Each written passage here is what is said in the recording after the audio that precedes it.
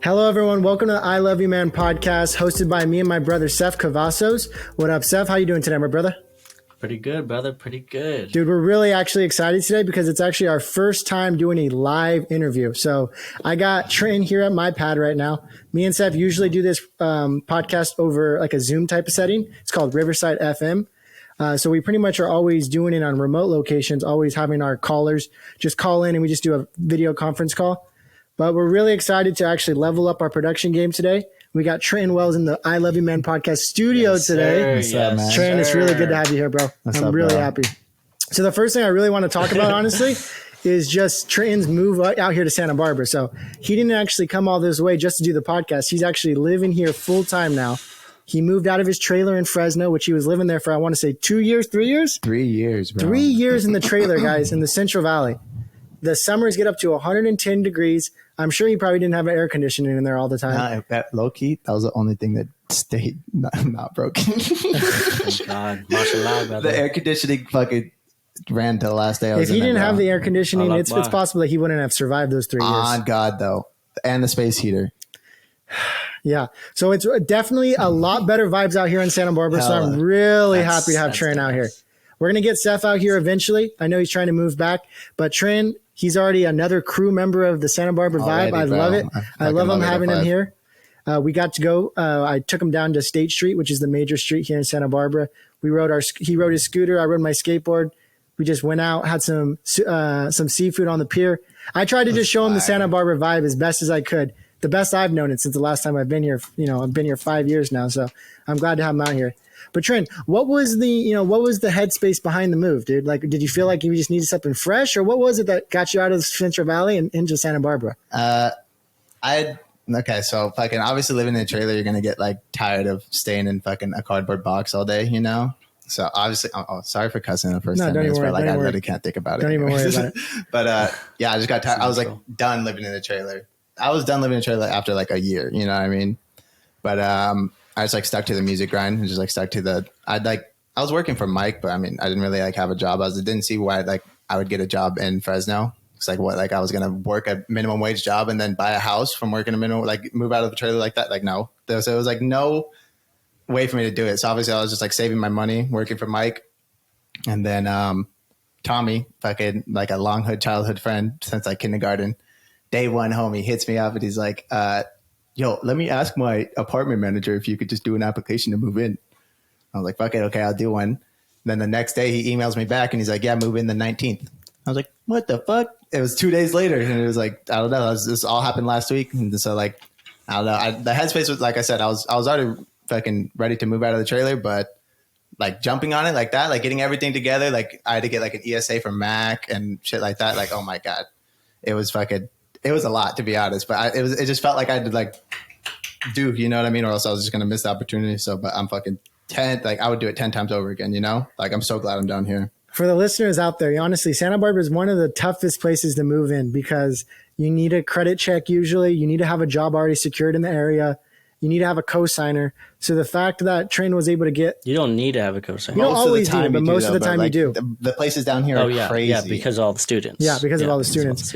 And the fact that Trenton just got in 3 days, dude, there's definitely some God energy behind that. I'm saying it's part of God's plan if you're going to be out here and it's that easy.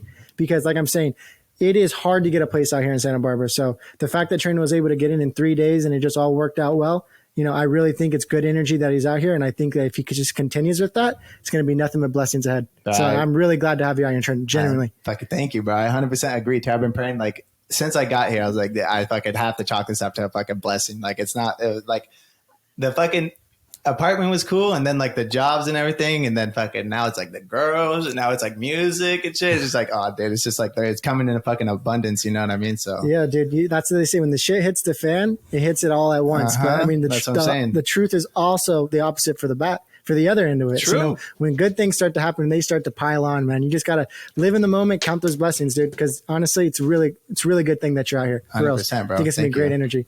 So honestly, Trent, now that you're out here, what are some of the top things that you want to like change about your lifestyle now that you're not living in the trailer? Because now you can go on a lot more outdoor walks. You can get into different hobbies. You can start. That's a good ass question. Living in the trailer, I dead ass did nothing all day. Like I stayed like I said, I just worked on music. Like that was like a main thing. I was proud of myself for staying in there. Like I disciplined myself hella for music, you know, like I made myself at the very least work on it an hour a day, you know what I mean? And that like adds up, you know? And so then like some days it'd be like 6 hours a day where I'm just sitting there all afternoon, just like fucking doing music, you know? And it's like, at the end of the day, it was an ass song, but it's like still making progress, you know? So, being out here, dude, it's just like a completely different lifestyle. Like I have to walk Mac because I don't have all the like property to take him out on, you know, just like let him out and go play. So I kind of have to take him for a walk. Like working, I obviously didn't work in the trailer for a long ass time. So getting up for work early has like been a fucking big change. But I'm also kind of like, I fuck with it heavy, you know what I mean? Like the vibes out here are crazy different than Fresno, you know? So it's just like, I don't know, like you just. Yeah, Trenton, I would say, I mean, I don't know if this is a gross overgeneralization, but he is definitely a night owl. He's not someone that I expect waking up early. And now he has a job where he's waking up at 4 a.m. Yeah, man. Like a UPS, man. So, I mean, I'm glad that, you know, you're getting up early because at least when you get out of work, you know, the day is still fresh. So you really, most of the time, you probably wouldn't even be up at 9 o'clock. Yeah, bro. I got out at 9:30 today, Seth. So what time do you start? Fucking 4:40. 4:40. Yeah, it's very early. It's very early in the morning. So 4-hour shifts every day, 6 days a week, right? 5-hour shifts. 4-hour shifts. 4-hour shifts almost every day. Sometimes maybe they're 4.5 hours if it's 9:30, right? The way it works is like, it's just all the postal for like Santa Barbara. You know what I mean? So it's like a bunch of semi trucks like back up and I just like unload it all. And then whoever sorts it out, like it depends how fast like the warehouse sorts it. You know what I mean? Got you. So you're most just of the time it takes like 4-ish hours. You know what I mean? It's 4 to 5. Got you. Okay, for sure. But yeah, I'll get back to my house at like 10 o'clock every day, which is chilling, like you're saying. So what's been I mean, you've been here about a week and a little bit longer. What's been like the routine after you get out of work? Like when it hits 9 o'clock, you still got the sun? So like today, I got out of work. I hit the smoke shop because the homie at work told me that there's a smoke shop right there that sells the flavored ones. And like Fresno still sold the flavored ones and NIV they don't. So I was like, oh, damn it. But then I hit the smoke shop and then I went home. And then, I took Mac for a walk because he has to go to the bathroom. He's been like waiting for me to get home. And then today I took his toy to the park and I was like fucking playing with him at the park because he's getting better at being like off the leash, you know, because I didn't fucking walk. He was never on the leash in Fresno ever, you know, like maybe I can count on my fingers and toes, you know? Yeah. And so for him to like me to start like wearing his collar and leash and him to be hella good, I'm hella proud of him. I can ride my scooter as fast as I can and he runs right next to me at the perfect speed and shit. So that is really good because Trent has a dog. He's a little mini pit bull. I say mini because he's a normal pit bull. He's just a little bit small. He's a little bit of a smaller guy. Shit, dude. I'll send you pictures of him. I'll throw up a picture for sure, but he is a very hyper dog. He's a young pup. A lot of people are scared of the pit bulls, you know, so he's definitely not How old is Mac now? Yeah, how old is he? He's 3 on Halloween. Wow. So he's like 2.5. Oh yeah, he's a Halloween dog. Yeah. He's a fucking Scorpio. Wow. Makes sense too if you think about him too. That motherfucker is a Scorpio. So he was born like what, the 25th or something? No, he's on the 31st, buddy. I said Halloween. Oh wow, he's actually a Halloween baby. Yeah, that's really same cool. Day. Actually, he has the same birthday as my dad. Oh, your dad's also born on Halloween. That's sick. That's really cool. That's I've been noticing that a lot lately. I have a lot of people that I know that all have similar birthdays, and I'm like, that's really weird. But I mean, Mac, he's definitely a hyper dog. Freaking our cousins and stuff. Yeah, our cousins have the same birthday. My 2 little cousins, Eli and Royce, they were born on the same exact day, 1 year apart. Yeah, that's crazy. That's crazy. That's pretty hard to time too. And also on that day, like someone else has the same birthday. Yeah, Nolly has my girlfriend. Nolly has the same birthday as that, which is just weird. Yeah. The lady at the smoke shop, when she checked my ID, she's like, "Hey, mine was 419." Oh, nice. Yeah, Trent has a 420 birthday, that sucks. Which is really cool. Because I mean, Trent's birthday's on 420. Yeah, man. That's super sick, Trent. It's probably the best birthday. Not gonna lie, I don't let it get to me my ego that much, but you guys can fucking. But being a terrorist. What? That's why October 15th, 2001. You're a terrorist. Taurus. Oh, Taurus. I thought he was saying terrorist. Yeah, I thought he said terrorist. And then I thought we were talking about 9/11. I was like, what's going on here? I don't know how to say it. I don't know how to say it. Taurus. All right. That's a Taurus. No, yeah, he's definitely a Taurus. And you got Mac the Scorpio. So Mac has definitely also had a huge change in his life because he's also out there in Fresno, used to living on a massive horse ranch where he just can get let out and just go explore the whole day. Now he's kind of conformed in an apartment, but at the same time, there's always a catch-22 because now he has the beach to walk on, tons of other dogs that he can now interact with, go to dog parks, go on walks. So I think it could be really good for Mac just kind of becoming more socialized with other dogs. That's hella what it is. That's hella what it is too, dude. That's a perfect example is the catch-22 phrase because it's like he doesn't have the whole ranch to like me just like open the door and let him run like for 10 acres, but I could take him out on my scooter and he can run as fast as he can, you know what I mean? Yeah. So it's kind of like and I think he's going to have a lot of fun. If you can get him into dog parks and he's like actually having fun with other dogs.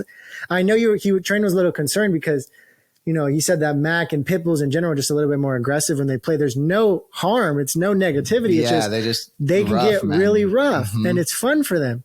But, a little small dog might not think that's very fun. So I can see their owners getting a little bit upset with you, which sucks. So you just got to be more careful as a pit bull owner. Yeah. But, Mac deserves to hang out with all those dogs like any other dog. You know what I mean? So. I got to find a cool dog park to where it's just like – because Wyatt used to when Wyatt lived in Arizona, he would take Kodak to him. And they usually learn, you know what I mean? Like the other dog will tell him like, this is too rough. You know I actually do know one next to my work. That one has a big dog section and a little dog section. So, if you Which just one put Matt going? He goes in the big dog section, dude. For real. Because he's a small put guy. Him in the big dog. He plays with Kodak, dude. Kodak is huge. Exactly. Yeah, Kodak's definitely big dog. I think physically he should be in the small dog section, but mentally he's a big dog. Oh, yeah, I think so. So he needs to be with those other big huskies, those other big retrievers. I don't know. Mentally, he's a small dog. No way in heck, dude. He's a big dog. Mentally, I don't know though because I'm thinking of like a husky though because he's such a sweet like he would play with the playful husky, but every like dog I've interacted with when I'm just like walking them out here, they've been bitches. So they've been like, you know what I mean? I don't know. The huskies, Not huskies, are mean, but dude, we used to live next to a husky. We used to live next to a husky, and freaking, we were walking back to our house. Yeah, that husky fucking bit Mac on the fucking face in IV. Yes, you guys lived in IV, and he had a little fucking hole in his fence, right? Yes. He poked his head out, and he bit like I think he bit one of the homies. We were babysitting one of the dogs. It was our neighbor's dog, a Mexican family, and we just used to take him out to walks at the dog park just for fun because it was great to hang out with him. And this little sweet bulldog went up to this husky, it's always in its little fence, tried to give it some hugs and instantly just started getting harassed by it. Like that husky definitely needs some better training. Keep Mac away from that husky for sure. When Mac was a puppy, when I fucking visited you guys, remember this? Like 2 years ago, right? Yeah. It was right when I got my new car, right? When I traded in the Challenger. I had Mac. He was like a year and a half or like a year, or I guess it was 2 years ago. Yeah. I don't know how long ago it was, but he was very young. You could probably find them. And I remember we took him to the garden or something, or like the dog park that was near your guys' house. And I was walking him back and he was on the same leash that I have right now. And I saw the husky stick his head out of the fence. And I said, if this owner has a hole in their fence for their dog, obviously it's a good dog, right? Like obviously it's going to be a friendly dog that I can greet with my dog, right? And Mac is a puppy. He's not going to do anything. Like he's like exploring the world still. You know what I mean? He doesn't even know how to play with other dogs. So he goes up to him and he's like sniffing him and he's like looking at this husky. And this husky like looks at Mac and goes and bites his cheek right here and like is pulling inside the fence. Too much good energy on Mac. Too much good energy. Yes, on Mac. and then Mac starts like crying and pulling away, and I went like that, and I was gonna punch it, and the husky was biting him, and then looked at me and saw my fist, and then let go and went inside the fence. I said, "Oh, you're such a little bitch, little dog, like little coward, little dog." I would still go punch that dog today. He fucking remembers what he did. I don't care. What a bastard. No, yeah. They're smart dogs, dude. They're really smart dogs. They're beautiful dogs, but they definitely have a mind for their own. They have huge personalities. And if you get one that's just a bitch, she's going to be a bitch for life. I don't feel bad for anything. I call that fucking dog. Fuck that dog. Yeah. No, I mean, Mac's a way better dog. I mean, I've been around way better dogs than that. So just, keep Mac away from dogs like that and just look for dogs that are more friendly. And that actually hella helped me learn though. Cause I was like, I don't know. I just like instantly assumed, but then it helped me like learn that you can't really assume for all dogs. You know what I mean? Like obviously if a dog is super playful looking with their owner and like playing with the ball and like walks over to Mac, they're probably a friendly dog. You know what I mean? But definitely. Like I can't let Mac just approach any dog anymore. Yeah. You know? I mean, there's definitely an etiquette behind it because I have my parents' dog, our family dog, Lucy. She's a little small, I would say, what is she a mix of, Seth? She's a mini Australian Shepherd. She's a mini Australian Shepherd. She is a absolutely gorgeous dog. We'll get a picture up right here because she's absolutely gorgeous, has beautiful blue eyes, the best coat, super soft. loves me the most. When you walk her around town, I just took her out. Me and Seth and my girlfriend went out to dinner, and everybody just wants to pet her. And she's not down with that. Yeah. She doesn't like being pet. No, I mean, she's kind of not down with it. I think she's not used to. Okay, so she's like, the types of girls. It's not always girls, but the types of girls that just run up to your pet and they're just like they're like, "Oh my god, can I pet?" You know what I mean? Like they have to ask, but really it's just like no, not like they can ask, but if they going up to her and they just go, like, no one really does that. But it's that bubbly energy. It's that bubbly energy that they have. Dude, can I come pet? Lucy does not fuck with that energy. She does not like that bubbly, super happy. She doesn't like that. Same as a kid. Like if a kid goes up super happy, wants to just Lucy honestly doesn't like that. She likes you to come at her really calm so that she can actually assess the situation, see if you're chill or not. So it's so sad because you have all these girls just coming up saying, "Oh, could I pet your beautiful dog?" And then Lucy's just looking at them, just like, "I'm ready to tear this girl's face off." She's not ready to bite. She's not ready to bite, but she's just saying she looks she don't at really us. care. She don't want that. She don't need that affection. She got our affection. She's not starved for affection at all. Dog. What's strange is Mac started doing that as soon as I moved to IV. He wasn't like that in Fresno, and like anyone could walk up to him and he would be cool, like unless they like rushed up to him like weird, but like nobody did that. But like here. Like someone will like even if they're approaching him pretty slow, he's like, "What are you doing? Like, let me approach you." You know, it's I don't know. He's just a weird dog, dude. No, dogs definitely pick up on that energy. Yeah, I know what you're talking about, Sharon. I know what you're talking about. Yeah, you just got to make sure you approach them kindly and just come up to them with respect because if a dog chooses you to get pet by, then you know that dog's probably chill. Yeah, no, that's actually bars though because I took him to that park with like the bench that you sit on. You've taken me to it before. Yeah, the one you climb the tree in. I don't know if you can climb the tree, but it's like it has like the stage and it's like a bench inside the stage and you can like sit on the ground. Okay, you know what I'm talking about? The one that overlooks the ocean for sure. Yeah. I took Mac there and there was this dude. He was a character, man. He was tweaking. Or I don't know if he was tweaking, but he was a character. He was like talking out loud. I don't know what told me to approach him, but he was like talking out loud to himself. And then I let Mac off his leash and he was like walking around me. And then I heard him talking about Mac. And I was like, is he talking shit or is he like complimenting him? I didn't know. So I walked up to him. And then this motherfucker's just on one. I can't even like recite what he said, but he's just like for example, I asked him what his name was, and he's like Marco San Rubio, and he said like a long ass like 7-word name, dude. And I was like, what do you go by? You could just be a Hispanic guy, dude, that has long names. No, it was different. He was tweaking. Like the conversation went like 7 different ways in 2 minutes. You know, I've met some weird people on the shore of Santa Barbara just on a walk. Yeah, and man, they're just talking about it was shit. strange. He was definitely. Homie was like, "Yo, I massage people. Like, let me give you my number." I came here from like San Luis Obispo, and like he comes here on the weekends or something, and he has a van. And I was like, "Dude, I mean, I don't really know how to say no. I don't really know what to do with these guys. So I'm just like, all right. You know. And then when it gets to a point of like, okay, I'm out of here, dude. Then I just leave. Yeah. But PSA to anyone out there: that, I'm just like, if some guy that has a van comes up and says he gives massages, don't get in that van. That's just I shouldn't have to say that, but it's very true. Don't get in that van. I could have been something could have happened because you're not just getting your feet rubbed. Okay, let me ask you a question. Something could have happened that night. I'll do this. Okay, realistically though, Caleb, if you get in that van, you're like a 5'11", like 160, 180 pound dude. Like, what is he gonna do to you? Dude, that's where I get scared. What if he has? Why would you want to get massaged by that? I'm just saying. You're obviously you don't want to get massaged by him. I'm just saying. No, like, I can even beat his ass. He was like he was just an older guy. He was just a fat. Yeah, I know. That's what I'm saying. But at the same time, not fit. He's probably not going after people that look like me. He's probably going after people that look a little bit more vulnerable. Yes, that's a little bit more skinny, dude. Man, you don't know, dude. People don't know he got that rage in him, and he can go crazy when it comes to yeah, no, I'll go ape mode. I tap into my fucking ancestors, dude. That fucking Dragon Ball Z. For real, dude. Seth calls that Ark of the Covenant. I'm talking Harambe, bro. I'm talking Harambe. Yeah, people don't really gauge that on Seth because he's kind of a skinnier guy. So all I'm saying is to everyone out there, hey, just be mindful of who you talk to because there's a lot of, especially in a beach town, you get so many people coming out here from everywhere. You got people in Minnesota. And they know, like that's the hot point for kids. People in the Midwest, kids that are legal. Sometimes there's been news articles on this where people in the Midwest where it's going to get super cold for the summer and a lot of these for the winter, and a lot of these homeless people don't have any housing. They just put them on a bus and just ship them out to California because they're like, you're going to die if you stay here.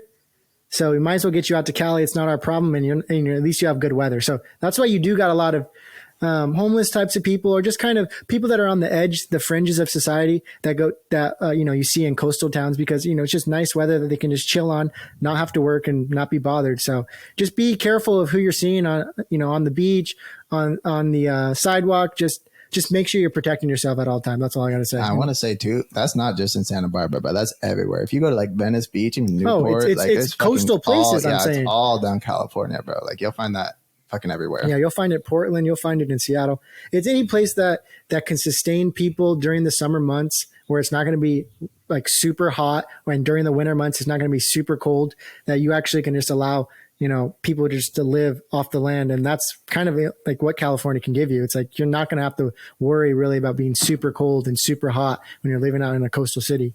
A lot of those people too, I see them as characters. Like obviously there's the tweakers that are like there's a reason they're homeless, but like if you ask a lot of them their life story, they'll tell it to you because they don't got anything better to do, If I didn't get 2 paychecks, I would be homeless. It's like, it's so hard nowadays to actually have a house and be secure. So I'm not blaming any of these homeless people for living on the street. Absolutely not. It's getting harder and harder to live in America every single day.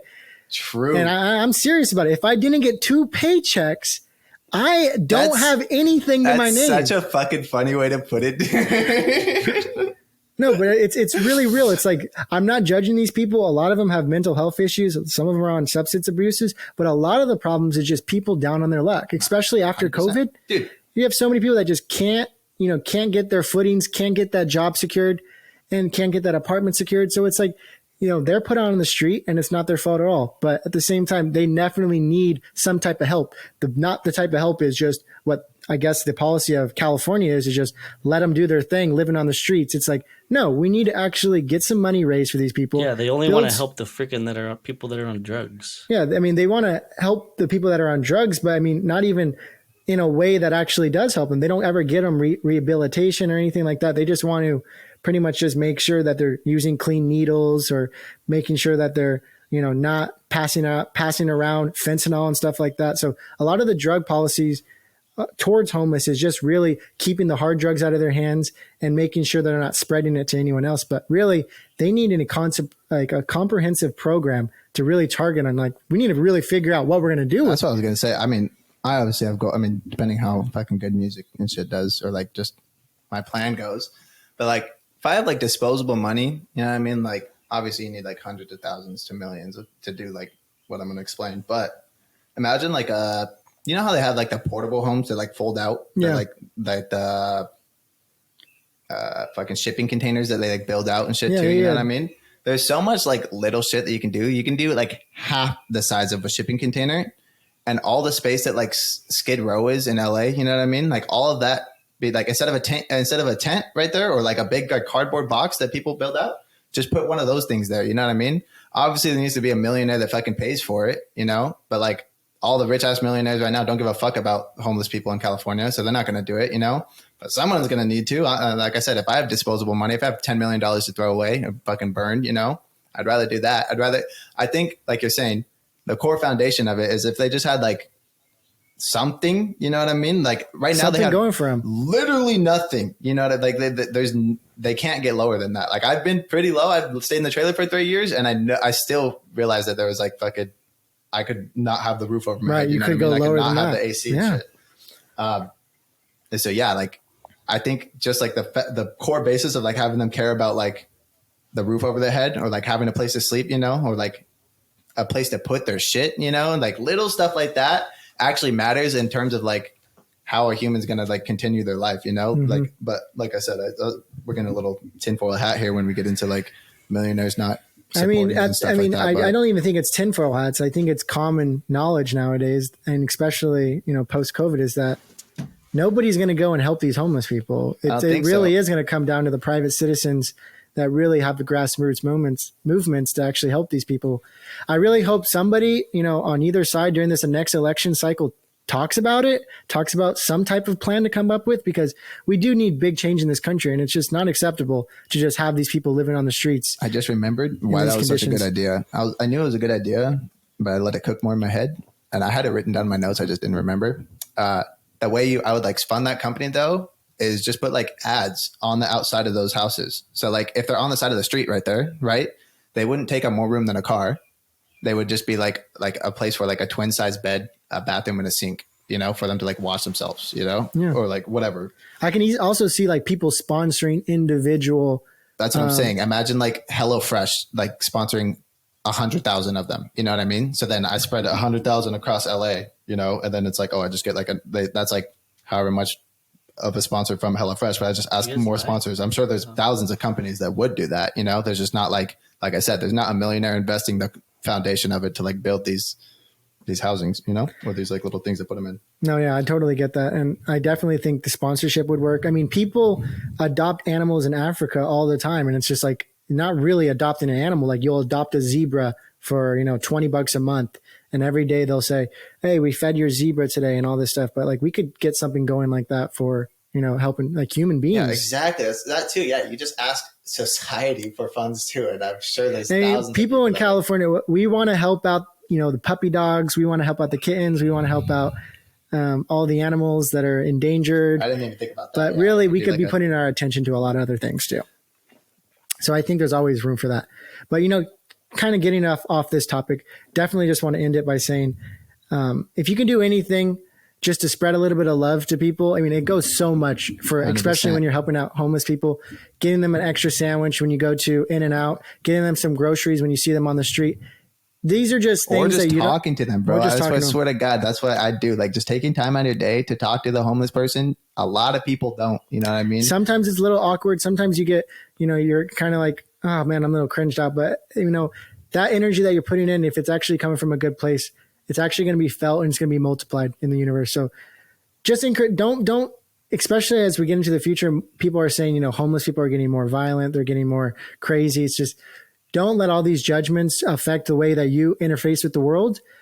Just try to be a good person and just try to find moments in life that you can actually show, you know, the universe that you are a good person. So kind of, we'll stray away from that conversation, but yeah, I think it was a good thing to talk about just because, you know, there is a lot of people out there that definitely are on the bottom of their luck. And it's not because they fucked up their life. Like I was saying, it's so hard nowadays to live in America. You know, one job's not cutting it anymore. So have some sympathy and empathy for the people that can't do it because it's actually hard to live out here.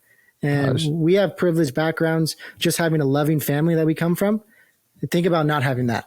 Dude, you know, take away the money, take away everything. We had love in our lives, and that actually goes a long way. Man.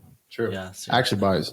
But I want to say that too. I feel so blessed that at least, even when I was so down on my luck, like you're saying, I still had the ranch and Wyatt's old trailer, like at the very bottom. You know what I mean? I'm so blessed to have like fucking a brother that fucking worked hard before me. You know what I mean?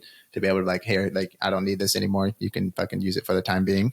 And then a family that's like, oh yeah, we have all this property. You can just stay right there, I guess, until you're ready, you know? Hey, it was a blessing and it allowed you really to just kind of find some independence, but not, you know, you didn't get stuck at your parents' house living with them, having to deal with that. Dude, that would have never worked. I would have never fucking been able to make music. Like there's countless nights I stayed up 4 a.m., you know, the whole entire night making music, you know? That's the main reason I got kicked out of at like 18 or 17 or 18 was because I was just like make too much noise at night because like you said, night owl, I would just like be awake all hours of the night and then my family would hate it. And then it just eventually got into like fights and stuff. And that's how I moved out. And then, yeah, that's why I knew for a fact that once I moved out, there was no moving back in. Like, you know, it was over. And then my dad works out of town. He's like, you can move to Missouri. Like, yeah, Dad, I definitely want to move to Missouri. Yeah, we have our friend Roger, who we had on episode 2. He moved out to Idaho with his parents and he was kind of like, nice. I got the no rent. You know what I mean? Within like the month, he was already like, dude, I need to get out of Idaho. Yeah. The vibes suck here. And I'm like, oh, that sucks. It really does suck that the places where that's the most affordable to live, they're just the worst vibes. It's a reason. Yeah, there's a reason for it. We pay for it here in California. That's for sure. We're definitely paying for it. $11.40, but that doesn't mean a lot. That's really I wanted to tell you that too. Kyle's Kitchen called me yesterday. I'm going to be a line cook there. Dude, Trent's securing the second job out here in Santa Barbara. He's going to be working at Kyle's Kitchen as well. That's sick. They called me when I was at the bar. I was like, oh shit. What bar were you going? Okay, so he's at the IV bars. That's sick. Just chilling at the IV. But the bartenders are pretty cool. Went to Dublin's. What are you saying, Seth? That's sick that you went to Dublin's. Yeah, bro. That's like I've been there a few times. I haven't been there, honestly. No way, you never been there. I've never been to. I'm not a beer drinker, dude. So I don't drink that much. But we had it sounds like a vibe there because they have pool tables and everything. It's a pool table. Is like beer food, you know. But like, I mean, the beers they have like good beer on tap. I don't know. They had. I drank. They have this thing called shooters, and it's not like a shot. It's like a flavored shot. It's weird. Okay. And on my birthday, that's who we said. The bartender, his name is Jack. It's funny because it's the same name as my nephew. But that's how like. I don't know. He's a funny guy. But yeah, he on my birthday, I was like, it's 420. I was already faded, kind of, because he had already given me a shot and shit. I was like, what's the best like? What's the word I'm looking for? What's a shooter to like represent 420? You know what I mean? Right. He's like, oh, this is called the liquid marijuana. Oh shit! Dude, it's like a coconut like mint. Like I can't even taste the alcohol at all. And Tommy was like, "Ew, this is gross." And I was like, "I like this." I love that. They need more stoner centric drinks at bars. That's what I'm saying, dude. Great. Imagine a stoner themed bar. You know what I mean? I think that would fucking fly. Hella. I agree. I think that would totally work because there's not any places for people that smoke weed to like, you know, meet up with their friends, order some food, smoke, dude, have a drink, watch some TV. I swear to God, we're onto something because imagine like a bar dispo sort of thing too, like where you can like get a J. You can be like, oh. Or I'm just thinking a dispo that's connected to a bar on the other side. Because then you don't have to worry about the fucking and then things you'd have to like, get the permits for smoking inside, which I think you could still probably get those, but I bet you they don't work for weed. You know, it's like it's all about you can smoke cigarettes just like at the casino. You can smoke cigarettes all you want at the casino, but you spark up a joint, they're coming after you. You know what's funny dude. too? In like Texas, that law just doesn't even exist. Hey, go ahead, bro. Like that's why like secondhand smoke, it's like it's fake. Yeah, it's a myth. You really don't get tobacco high when you kind of smell the cigarettes, but like you could get chemicals in your lungs. Like with the weed, you're going to smell it. You're definitely not going to get high. Like, come on. Do you guys think that you'll get high? I mean, not in a big you're casino. Contradicting yourself. I see what you're saying, but you're also contradicting yourself. Think about like if you think about like molecules going into your chest. Like, if I'm smoking a cigarette right here, not damaging your body. I'm not saying I don't think that's like the problem. I think the problem is like unconsensually inhaling molecules. You know what I mean? Like someone that doesn't want to inhale weed molecules. Yeah, like I feel like inhaling like cigarette smoke particles. is worse than inhaling weed smoke, even if you get a little buzz from the weed. Yeah, but regardless, you're not. That's not what the law is trying to protect. The law is just trying to protect like this person being this person and not being affected by that person. You know what I mean? Before there was no evidence that actually even said that smoking cigarettes harmed the person other than the smoker. Before it was just you take the risk because you smoke some cigarettes, you're taking the risk, but everyone else is fine. If you're in a confined house, in a confined room, but then yeah, dude. After a lot of studies of, you know, people where they're smoking cigarettes all day in their house and then now they're seeing that their infant son that's in the other room, not even connected in that room, is getting, you know, bronchitis or some type of asthma, they realize, you know what, actually it looks like it could go through the air vents, and even if it's just smoking around, you could actually get that in your lungs. And it's not good for the average person. So that's why not allowed anywhere else. I wonder if I got Mac secondhand in the trailer. I think about that. I wonder too, because I always wonder when it comes, because you dab a lot. So I wonder if like the vapor. I fucking hotboxed the fuck out of the trailer a couple times. Weed. Yeah, you must have got Mac a little bit high, honestly. He ate weed one time too, but I don't know if he got high from that. But I don't know. He sleeps a lot, so like he ate like some nugs, or he ate like a chocolate. My last nug too, and I was like, "You motherfucker!" That was my last. And you were making me feel guilty about giving my cats cat. That's too funny. Honestly, yeah, that's true. I love you for calling that back. Thank you so much. Oh my god. No, but yeah, Seth did actually get 2 new cats. Seth, like, how has that been actually having those cats, dude? Because it's your first day with them. I just got them probably like 7 hours ago. Have you taken care of an animal before besides Lucy? Or like when you lived with your parents, did you take care of Lucy? Oh yes, Lucy loved me the most. Yeah, that's actually true. Did you like feed her and take her out? No, Seth's a really good pet owner. Seth's a really good pet owner. Yeah, okay, I do everything. That's what I was saying. Like, I buy her vitamins, ointments, all this type of shit, bro. Yeah, toys all the time. I just don't like cats. I'm allergic to them too, so I don't. Oh, I didn't know you were allergic. Yeah. These cats are very chill. Very, yeah, I love having cats. They're kittens. They're not cats. They're kittens.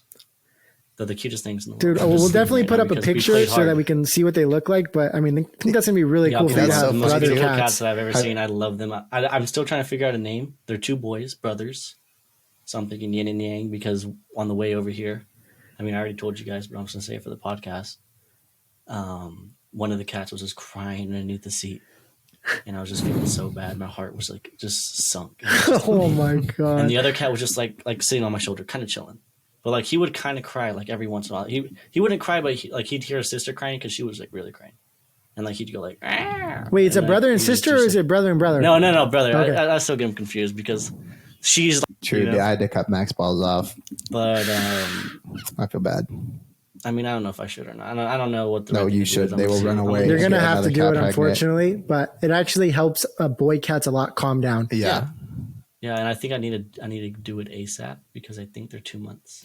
Yeah, what do you guys think about that? Because one thing that I've noticed is like there's so many things in society around animals that like it's just completely normal.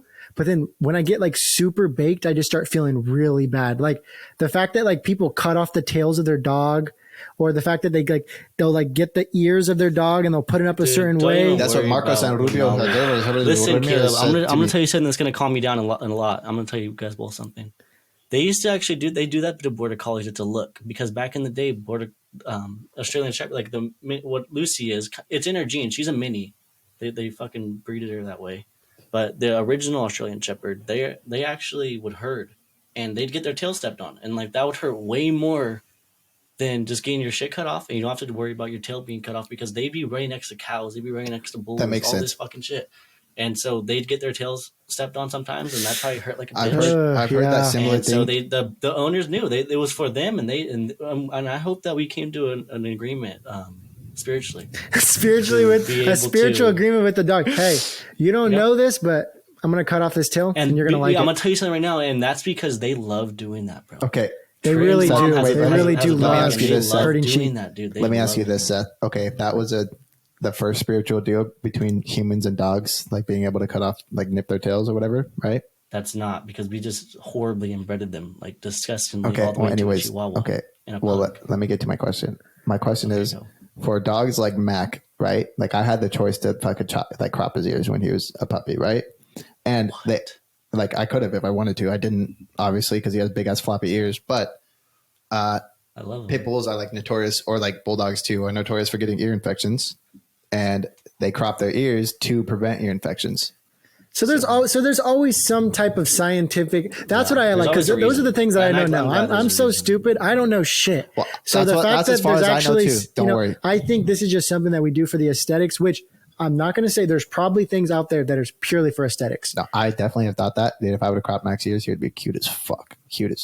But I'm glad that there's actually something that's benefiting them, because, yeah, I mean, try to give the dog the best chances it has at a healthy life. You know, if it's like Seth's saying, we've already breeded them crazily, where they're getting all these new types of diseases, all these new types of conditions because of the species of dog that they are. So if there's some type of ways that we can mend that and make their lives a little bit better and less painful, I think we should do it. I think I also that kind of changed my perspective for sure. I think I also didn't crop his ears when he was a puppy too, because Wyatt was telling me that he's gonna remember. He's like, he's gonna remember that I like hurt him, or like I did that to him. That like I took him to the vet and they like fucking chopped his ears off. He's gonna hold. Well, sometimes the dog's already like, if you take him to the vet once and something bad happens to them, like that's what I'm saying. Their mind in association with the vet's just always off. Yeah, guys, I got this topic. So, where did cats come from? Like, where the heck did I know they're tiger ancestors, but like, how did they breed them down to so small? Bobcats. Yeah, I think they were more wild cats. They weren't tigers. Were they actually made by like God? Have you seen a bobcat, Seth? Yeah, I know what a bobcat is. Or an ocelot. An ocelot is like bobcats are pretty wild, fucking big. No.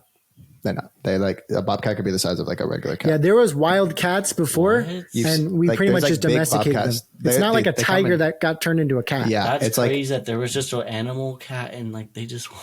Well, that's what dogs were. It's the same thing as Seth. They're smart as hell. It's the same thing as dogs. It's like dogs were like originally like wolves and dingoes. You know what I mean? That's why they don't even care to be owned by us. They're just like, okay, I got a home, I got food every day, I got water every day here. I got love and I got safety. Well, that's actually home. I can't speak for cats, which is your main question, but I know for wolves, you know, the beta wolves, they would say, you know, the alpha male wolf would go out and he'd protect his tribe. He'd go and hunt. But the beta males, I guess, the ones that weren't like the top dog, they would actually just start going around like human tribes. And even, and they would just kind of like sit around and hope that somebody would throw them a fish or something. That's what I heard. I heard that they lived like, what's the word? Like coexisted together. Yeah. You know what so I mean? then eventually Yeah. there was a relationship between the humans and the dog and the beta wolves, where pretty much we would give you food. And then you, when we would all go to sleep at night, would let us know if a bear, Yes. a tiger, or anything is going to crazy, come huh? and eat us. They just start barking. Everyone wakes up, grabs their spear, and takes care of business. You know what I mean? So it really did. That relationship eventually now in 2023 got. And that kind of really just got animals just not fucking with us anymore. Like animals really kind of just stopped fucking with us. There's no animals out What do there. you mean? That come and fuck with us. Okay, yeah. I mean, I would They're all say scared in of 2023, if you're getting eaten by a tiger, Okay, a bear, even you a fucked bear up. really You doesn't shouldn't have matter. been You there. fucked up A somewhere. bear is Does that not mean- hunting you though. A bear is not hunting. A bear's never hunting you, but a bear's always looking think- for food. They have to eat like You all know the what I'm time. saying? There's nothing. I out think there that's valid to a hunting certain us. extent, though, Caleb. I think if you get Maybe a attacked by a tiger. bear and you're like hiking, you didn't do anything wrong. I think you did do something wrong. Is that why the fuck are You're you at the wrong place hiking at the wrong moment. when you could just be living in a really nice Bro, gated but there's community? like in Fresno, like if I went hiking at like Sequoia National Forest, you know, like a fucking very known place to hike, Right. there's definitely bears all over the place Yosemite. there. Yeah, there's bears all the way, but I'm still saying, you chose to be out there hiking. You know what I mean? It's like you had all of the security you You're did taking at that your risk. house. You were going on. You're to going guess you're out right, but into it's like- nature, seeking some type of, you know, either just some connection with nature, but at the same time, it's like that's the having- living. I guess you're grounds right. of a Yeah, bear. you are like, you're going, it's like literally going and knocking on the bear's door and being like, Exactly. hey, can I come inside? Like that's their area. We have Yeah. all our areas. I guess that's right. I guess that's makes sense. It's like going to Antarctica and complaining that you got attacked by a fucking. That's Polar why, bear. like in Yeah. Africa, that's what I'm saying. Like in Africa, the tribes there, maybe they get attacked by tigers, and like tigers do hunt humans there. And like maybe I that's think how- tigers probably would go after maybe babies, Seth, baby I humans. think, I think you're also Yeah, dude, undermining tigers probably go after baby humans. like the too. evolution, like maybe in like the 1800s, but like Yeah, you think they're already 200 years scared of us? later, They're literally just already like, okay, these guys are too I mean, smart. They're 223 fucking years good later, I spears. think fucking a lion learns like, hey, that's a human. Yeah, I'm a lion. don't fuck with I need a gazelle, Uh, not a human. You know? Yeah, I Yep, think they definitely that's learn true. that, but I think so. a lion, That's when true it's for hungry, will try to take advantage of anything it thinks it could take. True. I And think the that baby, too, I but it's feel like like a baby- really. That's why you but see we go them- back to like the thing. It's like realistically, the tribes out there know that what they're surrounded by, so they're not like really putting themselves in the position to be like. You guys want to know something super sad? We should look that up. Seth, Seth, look Seth, that up. go in and look this up. Go in and look Okay, up. as I'm looking this up, I'm gonna tell you guys something super sad. Like, you know, like when the mother. What am I looking up? You're looking up how many tigers, No, lions. You're saying lions. how many lions, or how many like lion? How many lion attacks are there? every year, right? No, like in Africa, right? There's more lions in Texas than there are in Africa. No so shot. It's a fact. No shot. Like Seth, in the look zoos that and up. shit. There's more tigers. Sorry, there's more big cats in Texas than there are in the jungle. This is like the Tiger King documentary shit, dude. So it's just that everybody in Texas, it's like it's legal to have tigers there. Texas is such a So weird there's place. massive sanctuaries there, and there's massive private compounds of just someone that just wants a yeah, bunch so it's of like tigers. actual and Tiger lions. King shit. So yeah, it's really Tiger King shit, which is crazy. So yeah, from the span of 1950 through May 2009, there's been 15 fatalities. 15? 15? That's so much lower than I thought.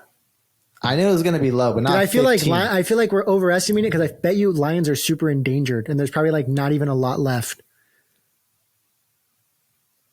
Like 15 a year, that's nothing, Yeah, dude. how many shark attacks are There's there? more Seth? Look that dog. up. There's more deaths Look from that up. dogs. Yeah. Look up how many shark attacks are. Lions, what are Well, you this betting? is fatalities, though. This is fatalities. Okay, not that's what I'm just saying. How many attacks. fatal shark attacks are there? Yeah, how many fatal shark What are attacks? you betting? Lions or sharks? 15. It's a good one. Up I'm higher going to or lower? say sharks probably get more people. I bet think it's you like sharks get I more think sharks people. are like 7. I'm gonna say lions. Okay. Seth, what do we got? So shark attacks are common, like 16 a year. 16. One more, but how many fatal? So one shark attack fatality every 2 years. So let's just do the math. 2009 to 2023, right? That is 13, 14 years. 14. So my it's only head. 7. Yeah, that's I said 7, didn't I? I don't know. I think you did. So W. so lions actually kill more humans than sharks, which is actually crazy because we surf. But it makes sense because we're land animals, right? It's like we're out of our element in the water, then they can get us. But you're just walking around, like you have to walk around, and the lion can get you. Think about getting a fucking attacked by a shark or a fucking lion. See, with the lion attack is there's nothing you can do. You could run, you can't run as fast. You're just dead. You're just dead. Seth, there was this really good movie that we used to watch as kids. It was like about this hunter who went out to Africa because there was this lion that just kept on killing people. And it was like had a taste for human blood was like what the movie was all trying to be about. So this guy got hired. He's like an Australian dude, got hired to go kill this lion. And like he had to like hunt this guy. And there's like people out there in Africa that claim like, yo, I killed a lion just with my hands. And they're like, no way it happened. Like it's impossible. But then they actually confirm it in the movie. The guy's like, yeah, that dude, like he has like scratches all over his face. He's like, yeah, he fought a lion to death. Just took it with his hands. I think there's like it's so not. That's what I'm saying. Look at, but like likely. Like me, I'm fucking 150 pounds. You know, I'm not doing that lion's fucking right leg weighs more than me. You know, you know how athletic he is. You know how much stamina that motherfucker. Yeah, that's what I'm saying. You know what's actually crazy about like lions? when he You're not running. Boom, like when he does like that and slaps. Yeah, like, you're not running. You're getting swatted. You're getting probably knocked out when he swats you. If you're not, you're getting. But the thing gash. is, the swat. It's not just like a bear. I mean, the bear swat's similar, but the swat, the claws are out. Exactly. So you're getting gashed as well as punched. You're bleeding out instantly. Yes. So then what are you doing? You're punching him? You're scrapping with the lion? No, you're not scrapping, dude. You're just So dead. then what? You just go fetal position and just hope he doesn't kill you? I guess. Or you play dead, possum style? He's Possum just style, gonna he eat kills you you. alive. Possum style, he kills you.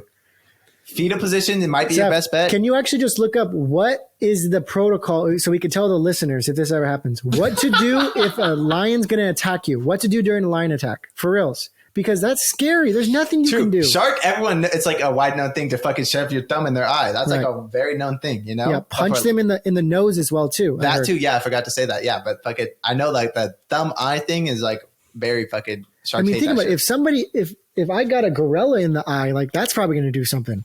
Dude.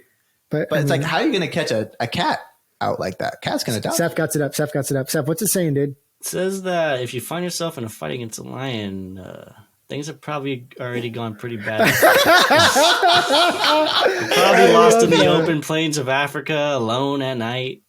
That's so funny. Whoever wrote that article is so funny. That's too good. Yeah, So the fastest human could run 27.79 miles per hour. A lion can run 50.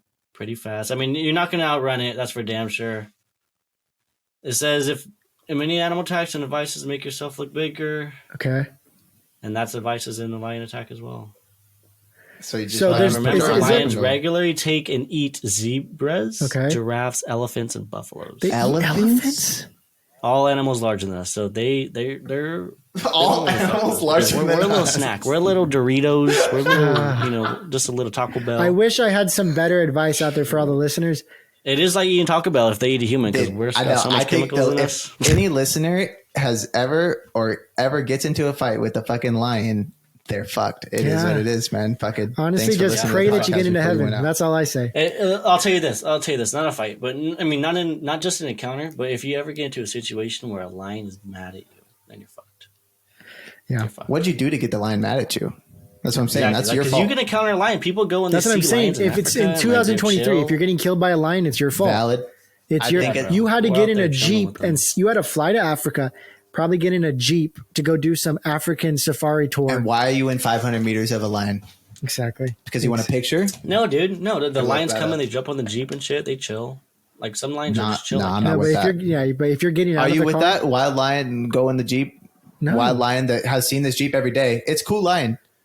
Are you trusting that lion though? I want to be driving the Jeep so that I could just blast out of there. I don't want to trust you. Dude, I like that, Caleb. I like that. I'll be in the car because then I'll just run that. You know what I mean? Even though we'll have to go at least 60 miles an hour. So. Oh yeah, we have to drive 50 miles an hour just to actually go. We'll the go same 51 speed. miles an hour. All right, last thing I want to talk about is lions. You know that the whole this is like a completely misconstrued thing, but we always believed our whole lives that it was the lion males that go out there and do all the hunting. Like that's been confirmed that that's not true at all. It's the females go out and do all the hunting for the tribe. The freaking fat alpha lion, he just sits at home and just, mates when he has to. Has a bunch of bitches, but like he just mates when he needs to. But if he gets on the wrong side of these female lions, like they'll fucking punish him. So it's really the female lions that are going out and finding the food. It shows that out in nature, there's not this patriarchy like we got in humans. I knew it's somewhere. Yes. I knew it's natural within me to like being dominated by a bitch. They're running missionaries. She just brings you the food and you just sit at home, dude. If you talk back, you get slapped and you say, you know what? I better go think about what I did wrong. I'm going to go into that corner. I'm going to think, what did I just do wrong? Because I don't want that happening again. I'm going to get slapped to get a fucking boner. Dude, hell yeah, dude. He's like, slap me again. He's like, you bitch, slap me again. Oh, you guys are dirty. You guys got dirty vibes. I love it. Hey, Seth, let's move on to another segment, dude. I think we talked about lions enough. We're approaching a change in our world. Things are changing. A lot of babies are being born. A lot of people are not dying because we got so much medicine.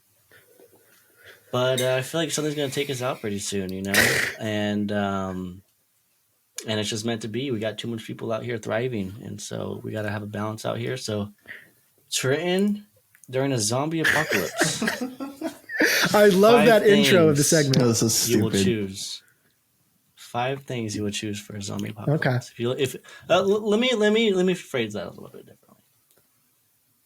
If you were, living in New York City. So it's in the middle of New York. So you got New York. Maybe you got a warehouse to yourself. That's what I was going to ask. Do I already have a place to stay? Because that was definitely going to be one of my options. I'm going to give you a place to stay, obviously, because everybody's going to have a place to stay. I mean, It's going to be riots. You survived the fucking long haul. You survived the fucking riots, the wars, the fucking all the zombies killing everybody. It's kind of dead, almost like. So this is what, 2 years, 1 year after? How populated is the world? Yeah, like what are we looking at? I'm thinking, okay, let's go about 100, maybe 50 million people. 50 million people left in the United States or in the world? In the whole world. That's really scarce. Yeah. Okay. How long after the event does it happen? Like how ransacked is everything? Pretty bad. I mean, there's no cars, no driving. You're just in the warehouse. So, but give us a time zone. If I go to like Vaughn's, how much shit is going to be inside of there? Is it going to be like empty? Yeah, is it going to be like halfway? Is it going to be full? We get technical here. We get real technical. I need to know this. We need to know this for the question for sure. You know what? There's some supplies, canned food, obviously. So I could scavenge for shit. So you could scavenge. Think of it as zombie land. Yeah. So it's like ransacked. Okay. That's all I need to know. Hold up. I just got to ask one more question. I just got to ask one more question. 5 things that you leave in your warehouse. All right. So these zombies, are they Walking Dead zombies or are they World War Z zombies? I'd say that would totally change the. Oh my God. That does change a lot of stuff. World War Z is a little extreme. I'm going to go that these zombies can run, but they can't do that World War Z shit where they be climbing each other. Okay. They cannot run. They can't run, but they can jog. How are they like? Okay. Whatever. I think that's good enough. Easily all right, 5 items. I'm going to think. I got some sort of vehicle. So probably like a truck, probably like a dually truck, like Wyatt's F-250, probably like that, right? Okay. And how about this, to range it out? You can get anything you would want. So it's anything, like it doesn't matter. You want. Okay. You can go to the Navy station. Yeah, you guys are fucked. I win. So I have the truck, like a badass truck. Okay. Yeah. I'll go into detail. I'll go more and more, but I would use this truck to like drive me places, obviously, and scavenge for fucking food and shit. Right? Those dualies are a little loud. Doesn't matter. Okay. I'll just run them over. It's a fucking dually. You know what I mean? Literally run over anything. And then I would use that to fucking go to like old junkyards and find fucking metal and just fucking turn it into a tank. And then I would literally have like a mobile tank. You know what I mean? Okay. And I like how you did that. I like how you just did the car. In the back of it, at that junkyard, I would find like a gas tank that like Wyatt has on his white truck. You know what I mean? Throw that in the back, probably throw 2 of them in the back, probably throw out the whole entire bed, you know what I mean, of gas tanks, and then just go around like filling up gas. So I have like a lot of gas, you know what I mean? So getting prepped. So now I'm set. Like I can go anywhere in the country. I would have my brain is on weapons. I'm trying to decide like how far I want to go with weapons, because I could scam this and say like I can go to I drive to Missouri and grab my dad's safe, and now I have like 300 weapons. You know what I mean? So that's scam. You can't say a safe. That's what I'm saying. So like I think one item. I would just go like all reliable, just get like an AR-15 or just like a normal AR, you know? I was gonna get AR-15. Loud. And then it's still loud, but like it is what it is. You can fucking get like an oil can or like a fucking, you know what I mean? Or like you can even get a sword. You can get a knife. Like at the same time, these jogging. Dude, that's what I'm saying. Like the world is still like, I have a truck to go anywhere I want. I could find those. I can go to a Big Five and find a fucking katana. You know what I mean? Or like a fucking Dick's Sporting Goods. That's why this one wasn't really too good of a question. So then, but we can keep going on. No, I'm just saying. I mean, it's fun to put my brain in this mindset. No, though. Yeah, it definitely is a fun question. So then, yeah, I'd have truck, gun. I'd probably get a boat. Have Mac? Huh? Oh yeah, I'll Mac. Yeah, I'll fucking the keep dog Mac right here. I fucking gotta get my dog because it'd be like living I Am Legend, bro. It'd be fucking so sad. But I mean, if you watched I Am Legend, when that so dog gets turned, bro. Only the first time I cried, man. I would have to do that as well. But I mean, bro, the first time I cried for like real emotion. I need my best friend. So yeah, he would take up one of them. Pain. So like a dog, truck, gun, boat. Put boat. Oh, I don't know. I would have the boat somewhere though. Big boat too, not just like a fucking pontoon. You know what I mean? That like I would like get tired of being on. Like something I could like. You might have other people trying to snatch all these objects. And then I guess to pull the boat, I would have to do trailer to be able to like fucking haul shit around. You know, but truck, gun, boat, trailer, dog. I'll be able to. I think I'll be chilling. I'll survive for a little bit. I think that's a fine. Let me go on mine real quick. I'm going to just go straight off the bat. Whenever this is happening, I'm going to the nearest dock and I'm stealing somebody's fucking mega yacht. I'm stealing someone's sailboat. I'm stealing someone's sailboat. And then you can't swim, right? I'm going to go get some, like if I can just spawn this, I'm spawning the best solar panels that they got. So we got solar panels on the boat, right? Then I'm going to have a heavy duty water filtration system. That's super expensive. That turns seawater into fresh water. Smart. This is probably like worth like at least a couple $100,000. So the fact that I'm going to have that on the boat, that's good. And then I'm going to get decked out with just fishing gear. Yep. Just like have the best fishing gear I could possibly have. And then my last one, I'm going to have to say, I'm going to need an AR-15. I think I'm going to need an AR-15. Gun? Not girlfriend? Not fucking companion? It's going to be lonely out there. So I'd love the companion, but I'm saying I feel like if I don't have the weapon, I'm fucked. Dude, like I have to feed Max in my story. This is my question. So are you going to have solar panel powered? So you're going to have electric oven then? He'd just like. So the solar panel is just so I can keep on watching TV. I can keep on listening to music. Okay. So if your last one is gun, then my question is to you. If you're chilling on this boat, you're out there. Oh, I guess you have fucking fishing.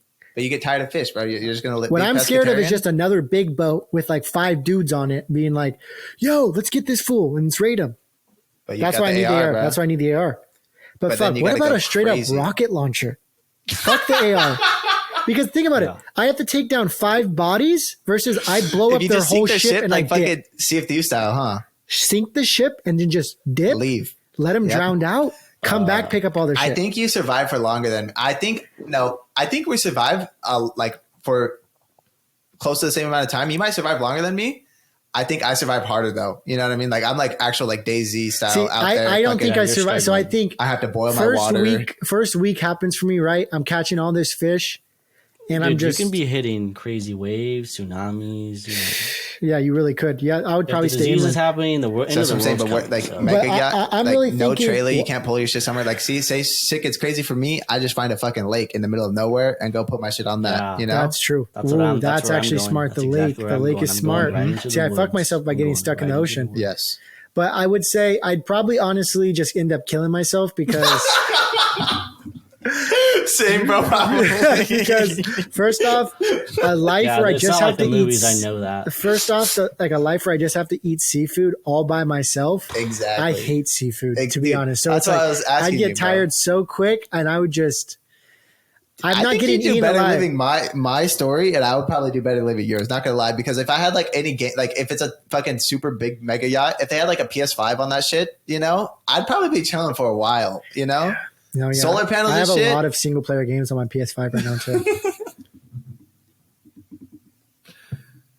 Yeah, that's the one thing I had to leave out of mine. But hopefully, I'd be able to like go back to Fresno and find my trailer and get the PS2. You know what I mean? I mean, that's going to be one thing that's not looted. Like during a zombie apocalypse, no one's stealing PS5s. They're stealing food. And, exactly. You know what I mean? So there's definitely my PC somewhere. So, you know, I'm just thinking, imagine the guys that do go loot the PS5. You know what I mean? Like they didn't grab any food. They just grabbed the PS5 and now they're just stuck at the house. The best game system, but they're just going to have to starve to death, sadly. That's funny. Those are like, that's natural selection though. Those are going to be like the first fucking 950 million people, you know? Yeah. A billion people. I agree with that. Fucking much. Yo, Seth, I like that question, but let's move on to the next section, dude. Okay, so new segment. We got a book segment. Me and Trent actually just, I don't know, I think Trent's been reading, but I just recently started reading. No, I haven't. I've read, you know, I read signs on the freeway and shit, but recently started reading actual books, and you know, had this moment where I was typing something. I think it was on an Instagram post for the "I love you, man," and I realized that I was illiterate. I realized that I couldn't write. I think it's not just you. I've lost it. I've lost my ability to put sentences together in a form, and so I bought a book because I got scared. I didn't want to get dementia, and so Caleb's been reading for a long time. He's a smart guy. Caleb's girlfriend is the biggest reader. She actually writes books. But your girlfriend's an author? She's a massive writer. She writes a lot. Really? Oh, yeah, poetry. That's dope. I wish I had some of her stuff here because we actually do. I got to talk to her because I haven't talked to her. I think I met her like one time, but I want to expand my writing ability like past music. You know what I mean? Because I know that's where like my gift. I think that's awesome. You know? And I know Seth wants to do the same.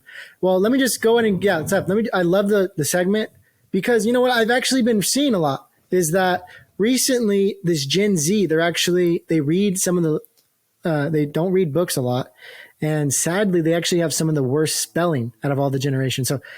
This is probably something you've noticed when worst spelling, but we have a fast spelling. Like I don't spell the word it's you. Very bad spelling. It's very bad spelling that comes from Gen Z, and it sucks because it used to be. I know the millennial generation when I first got on Twitter in 2015. That was a long time ago, but I remember if you said something spelled use the wrong tense of your the grammar police on Twitter, grammar Nazi, yeah, they're not around anymore. Yeah, they aren't because there's not enough employees of the grammar police in order to actually correct everyone. I think they lost their funding. Yeah, they lost their funding. There's so much more incorrect spelled things on Twitter, Instagram, TikTok than there is ever before, and it's actually amazing to me. But I really do think it comes from. Stayed? No, wait, hold on. Let me say something. It makes me so upset with Gen Z. I'm like, God, I just feel like we're just only looking at our phones. We don't even need to spell anymore. Like my little brother Joaquin will use the voice chat to That's crazy. Text. That part's crazy. No, what I will say though, one like department that stayed funded in the grammar police is your like U apostrophe RE. I swear to God, I still see that to this day in 2023. Like if someone uses the wrong your, there would be a fucking reply to it saying your fucking. Yeah, there's less of that, but there's definitely still people that are policing it. But what I'll say is. My girlfriend Nolly, as like Seth said, she's actually a massive reader, and she actually works as an internship for a publishing house out of New York. So she pretty much just helps with the promotion, the publicity of for authors to sell stuff. But she actually just got into this really awesome publishing program at Oxford. Oh, that's why she's going to London. So that's why she's going to Oxford. That's the place that Harry Potter was filmed, but it's actually one of the best colleges in the UK. So she's going to be doing a program out there, which is super sick. But anyways, what I'm trying to say, she's been talking a lot about me, about literary rates and how much people are reading. And women right now are reading a lot. Like girls on TikTok, they actually are reading a lot, but male literacy has like dropped significantly. And I think that's not a good thing because you don't want, it's just going to increase the class divide between men and women because you're going to have all these like very smart women and then guys that can't articulate their emotions. They just have the violence. They just can get angry. It's like, that's not good. But then what it is, it's like it opens up room for the fucking not dumb guy, like the 1 in 100, like not dumbass to be like, hey, maybe I should pick up a book, you know? And then like he does pick up a book. And then when he talks to a girl, they're like, the fuck, you know what I mean? Like you are no, for sure. I mean, reading is definitely, I would say, a sign of attraction for some people because people like to know that you're not even just reading. I think just like being like what we're saying, like not illiterate. You know what I mean? Like having like, even just using, like having an advanced vocabulary, you know, like more than just like shit that you, like you're saying, shit that you see on TikTok and Twitter and like everyday shit, you know? Yeah. I think like having the ability to find the words to accurately describe what you want is like it's like an art almost. You know what I mean? It totally is. It's actually, and one of the best ways to get better at public speaking, one of the best ways to get better at writing is to read. Exactly. And it's really, that's why I encourage all of our listeners out there, pick up a book. We got a bunch of books here selected that we're going to talk about during this segment, but I really encourage everyone to pick up a book, some short stories if you guys want to start there, because it's really important that everyone just, adds a book into their media that they like to consume. We all have content that we like to consume. I love watching YouTube videos. I love playing video games. I love listening to a podcast. But you got to always remember, keep a book in rotation because it's actually going to make you a smarter person. It's going to help you get some sleep if you're reading before bed. And it's just going to give you more things to talk about. Really. I think I want to get into book or like I said, Seth was asking, so Seth's not here. He was asking that if I haven't read anything yet. You know what I mean? Like I've like yet to like actually pick. I mean, I read like Percy Jackson in 6th grade.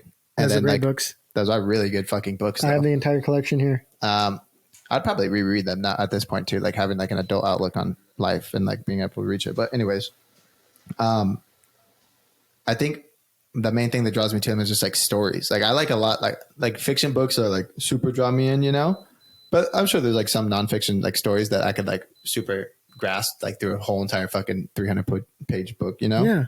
But I think that's the main thing that draws me in, like Dune right here, the Geo City right here. That I know, like I've seen the movie obviously, so I know that the premise like entices me a lot. That like enough to read through a book and like learn about the politics and stuff, like actually how it's like what it's based on, what the movie is based off of. No, I think it's definitely good. So yeah, we have some books here selected that I wanted to recommend to Trenton because I know he said he was looking for a new book to read. So I went ahead and selected a couple of different books that I personally have read that I really like, and I think Trenton would also like.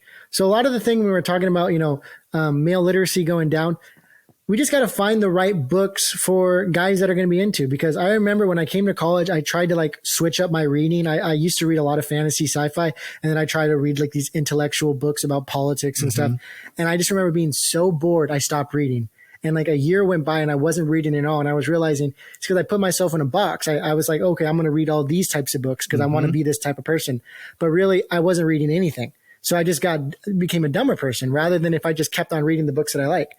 And then I eventually got back into fantasy with this book right here called Name of the Wind.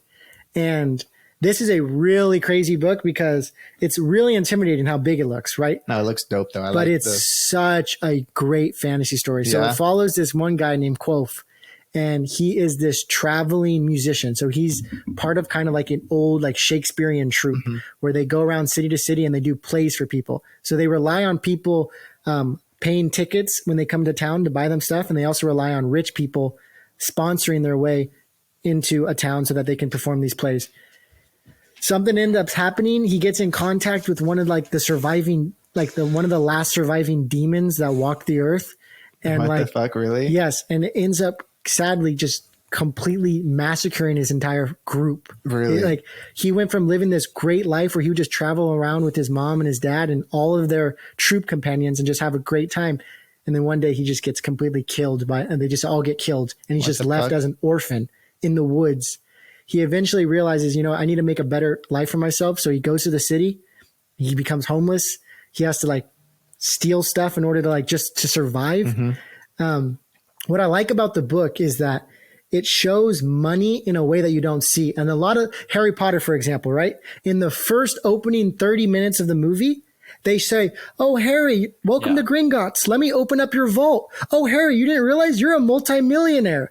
And Harry just has all of this money. And so you're just like, oh, that's how he can pay for everything. That's why he's fine. That's a lot of fantasy too. It's like, but it's kind of wish fulfillment. In this one, money is such a like tight thing. It's so rare. So every time he gets some money, he's like, oh my God, I can do so much things with this now. I can buy some food. I can buy a new piece of clothing. I can buy a new guitar for myself.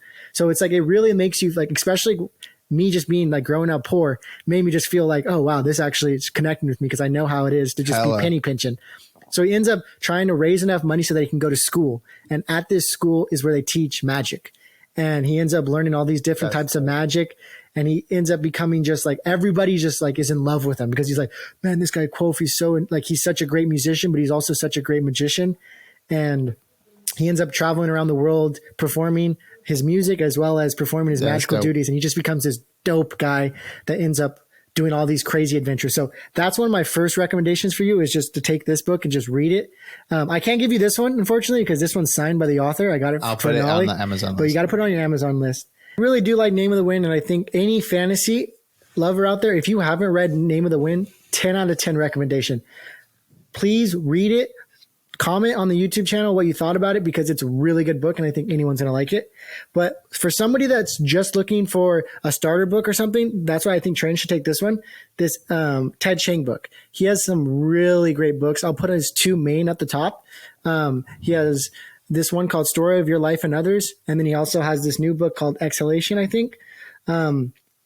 And these are just like 8 short stories. They're kind of in the science fiction base, but they're also kind of in like fantasy.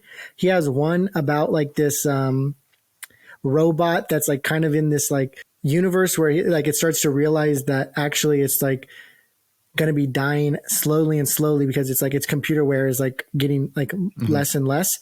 So it's just kind of like coping with the fact of it's like its own death and stuff like that. Has another one where they build, it kind of takes place in like old biblical times, like in some of the older Hebrew cities like Jerusalem and stuff like that. But this one takes place, I believe, in Babylon, right? So they build up this massive tower because humans at this point have explored everywhere on earth and now they just want to go to heaven and explore heaven. They're like, they want to go meet God and be like, God, we want to see what heaven's all like. So they just start building straight up to the sky because they think that heaven's above them, right?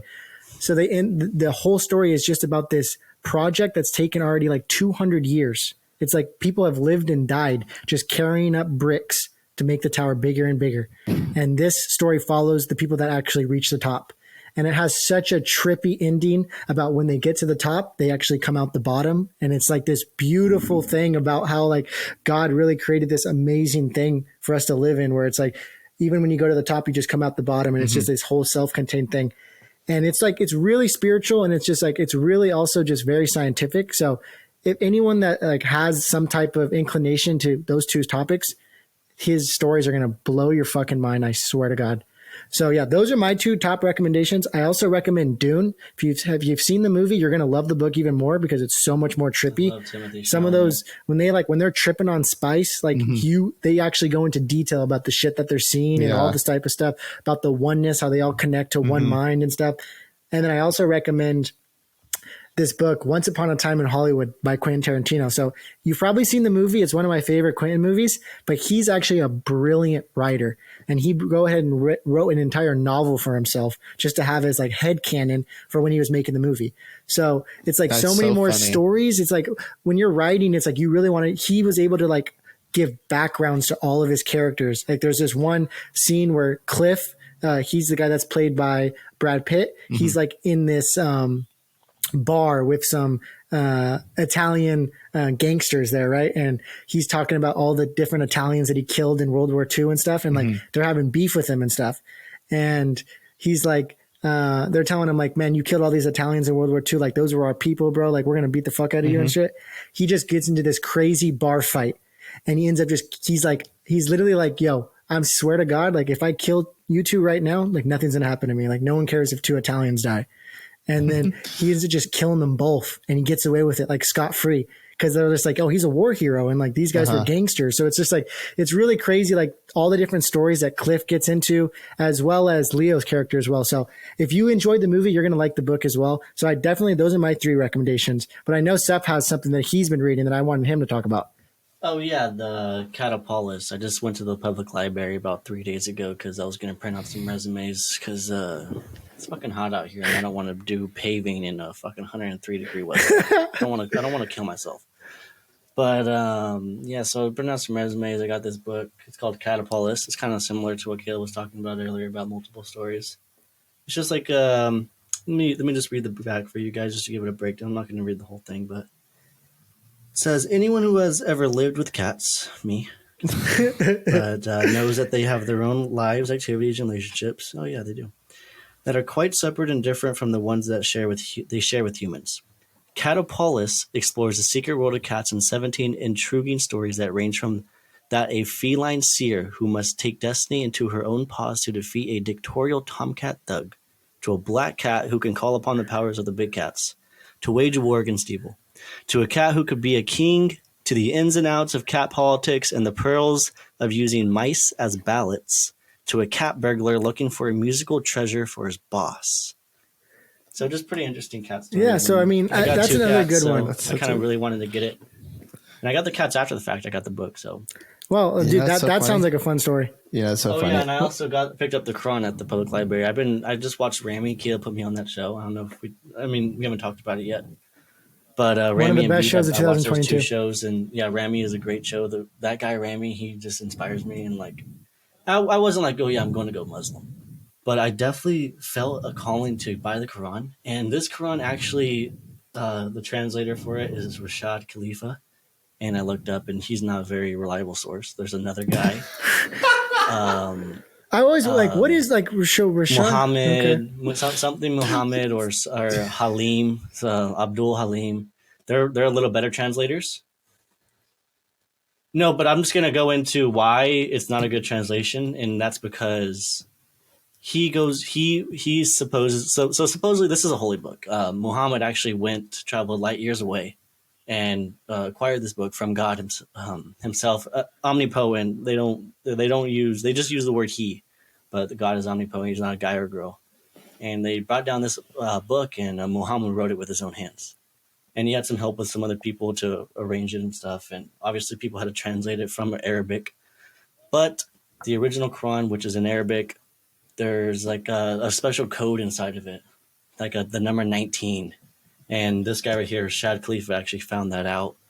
And he got assassinated for it. But it kind of, people say it got to his head, and he was almost kind of forcing the Quran to match up with this code. And he might have even left some things out or put some things in that were not from the original. So, I mean, I got the original on my phone, obviously. You can get free Qurans on the website. I mean, and you can search up free Qurans, and you can just get a free Quran delivered to you. So you guys should definitely check that out. I would definitely recommend this book to anybody. I opened this book, I read the first thing, it wasn't even the Quran. It was just things. And my heart just dropped, and I just started tearing, and I knew that this was what I needed in my life. I needed practice. I needed something to do on a daily basis to better myself. You can't do this shit on your own. It'd be awesome if I had like a preacher or something that's close to me. But I mean, this book is all you need. It's like, and I'm learning every day from it. And like my heart, I can feel it in my heart when I read certain things. And it's obviously it's in English, it's translation. It's not from Arabic, but the things that it says and the realness of it, and just how they keep it real simple. And it's not storytelling. It's not like any mythological stories and shit. It's just real shit.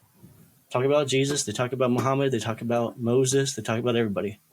And there's a lot of misled ideas about the Quran and the Muslim religion. And you should definitely check it out. It's a great thing to know. You don't have to follow it. You don't have to worship it. But it's a good thing to know, and I feel like it can better your life, honestly. Wow, that was a really good ad for the Quran, dude. Yeah. And I will say, that made me definitely, I mean, Seth's been sending me passages. I've been reading myself. This definitely did stem from us watching Rami, which is pretty much a American comedy, right? But it was written by a Muslim American guy. So it's by A24, so it has like some really great producers behind it. I love A24. But really what I love about it, Afraid is coming out. And what I want to equate it to, it's similar to like that show Beef that I know Trenton's seen, where it's telling a real authentic story about what it's like to be American in the 21st century. It's like we have all these white stories, you know what I mean? And then we have these stories that white people write for minorities to like, oh my God, she crossed the border from Mexico and she had to live this terrible life. Every single Marvel movie. Or like making like Superbad 2 and then making like no one white in the movie just because they're trying to be so progressive. Exactly. But what you really need is something that's authentic and something that's genuine. And you can tell that the writers behind this show, Rami, they're Muslim American. You can tell that they're practicing Muslims. You can tell that some of them aren't practicing.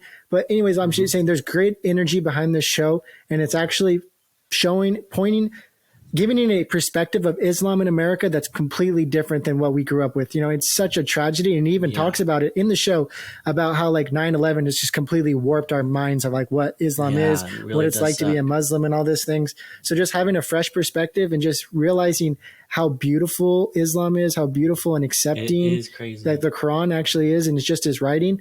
It's something that we needed in America. We are a multicultural, multi-religious nation.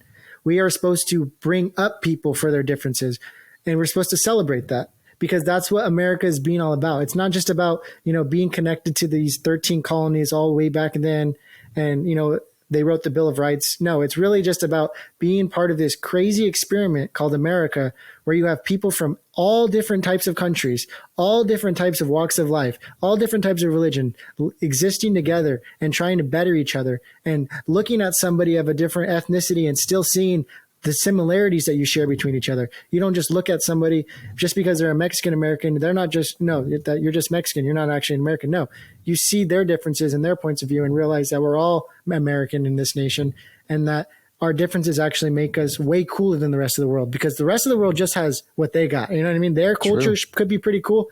Korean culture right now is popping off. Everyone loves that stuff.